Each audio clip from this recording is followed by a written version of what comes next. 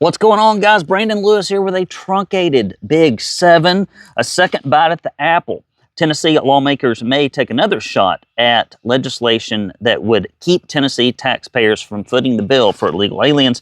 The General Assembly passes a law that allows legislators to have veto power over federal aid. Trump executive order requires proficiency in commercial drivers, but a Tennessee legislature rejected a similar bill.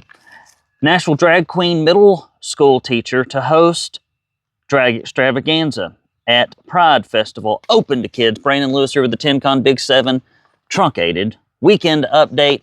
Guys, I covered most of these stories, the biggest ones, on Yaffe, and so I thought I'd pare it down, and I've got to run. I'm going to try to get down to the Dayton Strawberry Festival and put the old blazer down there, and so I'm not going to hurry. I've kind of dragged my feet. We were out of town in Washington, D.C. I met with Marsha Blackburn, Congressman John Rose, Diana Harshbarger, and also met with Chuck Fleischman. We just had a good time seeing all the beautiful sights that are all there in our nation's capital, and it again reinvigorated my appreciation for what happened in our nation's founding. Guys, before I get into any of this, I'm just going to break down and tell you we're down 13% this year. Why aren't we down 13% after doing this for 5 years? Why aren't we growing? Well, the chief reason is this guy right here. I do this as a volunteer. I spun it up over 5 years ago just because of the COVID restrictions. Yet there's so much conservative work to do, I've continued to do it as a volunteer. And because I do it as a volunteer and I don't make any money doing it, it does not allow me to go get in the car and go really do what I should do, which is call on people and have events and all the kind of stuff that a good organization like this would normally do. But instead, you just got old BL, right? I can get out in the yard, I can ask you for money, and if one day the money dries up and if nobody's giving, then we'll just have to shut the thing down. Because I don't have enough time to go out and solicit like I'd really like to. I may not even have the time to put events on the calendar that I want to put on this year because I've just got so much going on with work. So if you could help me out, since I'm volunteering, and just send in some cash, do it to TennesseeConservativeNews.com/support, or you can mail your checks to P.O. Box 625, Signal Mountain, Tennessee 37377.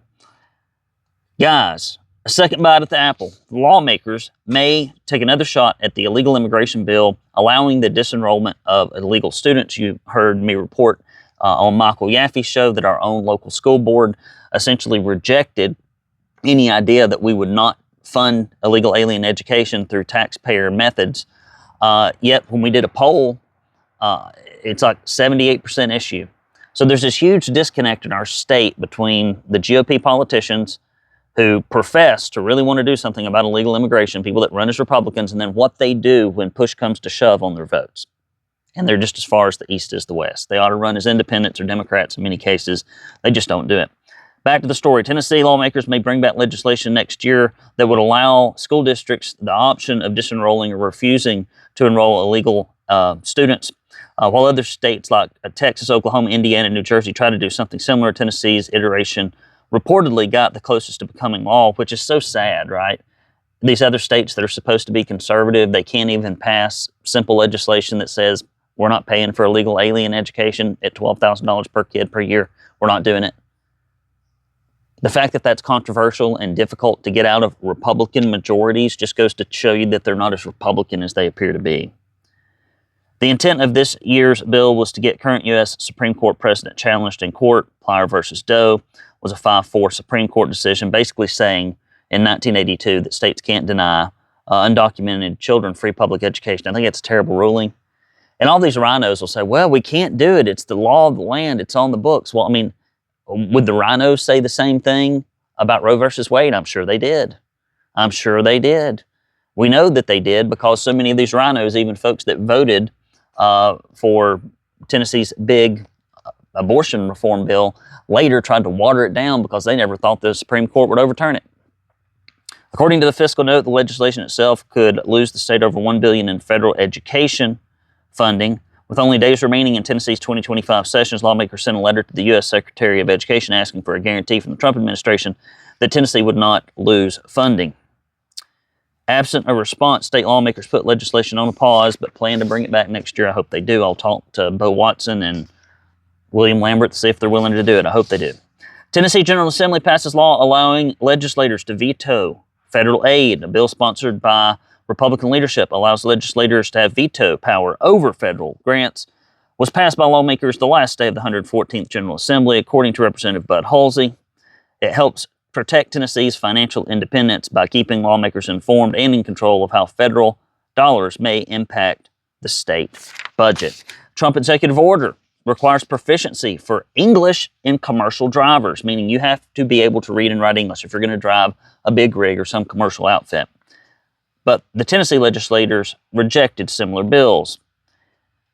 President Donald Trump signed an executive order at the end of April requiring that drivers of commercial vehicles be properly qualified, and if so, proficient in English. During the recently ended legislative session, Tennessee lawmakers failed to pass a bill with similar requirements for those seeking to drive on state roads. Legislation that two Republican lawmakers sponsored would have required all driver's license tests to be conducted in English.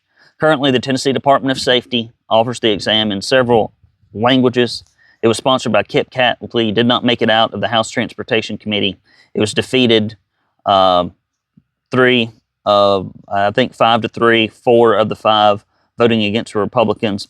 Along with the Senate bill sponsored by Bo Watson, the legislation would have prohibited the use, and I think they should do it. Guys, I'm not going to pitch the support because I already did it. Poorly, but it's done, right? So we need to not rely on the enthusiasm of my presentation, but the generosity of your spirit. Please do give. Mail in your checks. Give online. Last story. It always breaks my heart every week to read these things and just the state of depravity in Tennessee's government education and the disappointments. Drag queen middle school teacher to host drag extravaganza at Pride Festival, open to kids. God knows this is what we need. A Nashville middle school teacher who openly advertises his side hustle as a drag queen is set to host the main stage during 3-day Nashville Pride Festival at the end of June. If you know your teacher is a drag queen on the side, do you think it would cause distractions in the classroom? Do you think it would make hard for certain students to learn from somebody that shared those values and were that far out there? Would there be snickering? Would there be reprisal? I don't know. Benjamin Slinkard, a more profound name probably never pronounced upon someone, who's been employed for Metro Nashville Public Schools, just a great, wonderful establishment, really manages its money well, academic performance through the roof, parents are happy, no violence, no drugs, no teen pregnancies. They can all read at 95%. No, it's all the opposite. For the past 13 years, moonlighting, not so secretly, as his alter ego, Kennedy Ann Scott. Benjamin Slinkard's a lot more interesting name. I would try to have played off that. I'll try to think of something. And it's the drag queen in residence in Nashville's well-known gay bar, the Lipstick Lounge. Slinkard is a fan of kids experiencing grown men masquerading as women, as seen on Facebook posts where he poses in full drag with a 7-year-old boy, introduced as his little drag sister. An educator for the past 15 years, Slinkard worked at May Weathern Shane Elementary School for 12 years and currently teaches at Meigs Middle, a Nashville magnet school, as a gifted and talented teacher, I'm sure. Oh, that's all I want to read. There's more. But it is what it is, guys. We got to root this stuff out of the schools. I appreciate you tuning in, hanging in here with me for an abbreviated Big 7. I'll get back on the stick. I'll be honest, winter wears me out sometimes, and I need like a couple of months in the spring and the summer to kind of move at a slower pace just to recover. So I'm in that stage right now. So I appreciate you all bearing with me. It's Brandon Lewis, your good friend with a 10-con Big 7. You got gypped. You didn't get the full delivery this time around, but we'll make up for it on the next one. Maybe. I don't know. We'll see. Take care, guys. Love you, mean it. See ya.